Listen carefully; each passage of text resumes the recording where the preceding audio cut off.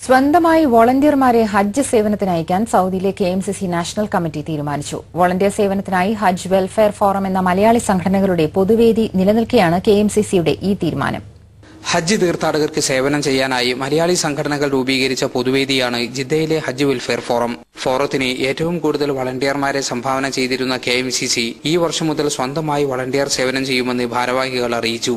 KMCC national കമ്മിറ്റിക്ക് കീഴിൽ ഇത്തവണ 1000-ഓളം വളണ്ടിയർമാർ സേവനത്തിനുണ്ടാകുമെന്ന് പ്രസിഡന്റ് KP മുഹമ്മദ് കുട്ടി വാർത്താസമ്മേളനത്തിൽ അറിയിച്ചു.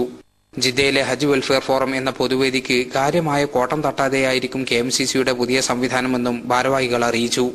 കാര്യമായ കുറവുകൾ വരുത്താതെ തന്നെ സൗദി നാഷണൽ KMCCക്ക് വിവിധ പ്രവിശ്യകളിൽ നിന്നുള്ള വളണ്ടിയേഴ്സിന് ലഭ്യമാകുമ്പോൾ ജിദ്ദ ഹജ്ജ് വെൽഫെയർ ഫോറത്തിന് കൂടുതൽ സൗകര്യം നൽകുന്നതിന് ഞങ്ങൾക്ക് സാധ്യമാകും. ജിദ്ദയിലെ KMCയുടെ അധിക പ്രവർത്തകന്മാരും ഇതുമായി സഹകരിക്കുകയും പ്രധാനികളായ സംഘടനാ പ്രവർത്തകന്മാരെ ഇരുവിഭാഗത്തേക്ക് വിന്യസിക്കുകയും ചെയ്യുക എന്നതാണ് ഞങ്ങൾ ഉദ്ദേശിക്കുന്നത്. ഞങ്ങൾ അങ്ങനെ ഹജ്ജ് വെൽഫെയർ ഫോറത്ത് പ്രത്യേകിച്ച് ഒരു പരിഗണന ആഗ്രഹിക്കുന്നേയില്ല. ഏറ്റവും കൂടുതൽ വളണ്ടിയർമാർ നൽകുന്ന KMCC അതിന്റെ ഭരണവിഭാഗങ്ങളിൽ എന്ത് സ്ഥാനം വഹിക്കുന്നത് അന്വേഷിക്കുന്നേയില്ല ഞങ്ങൾ.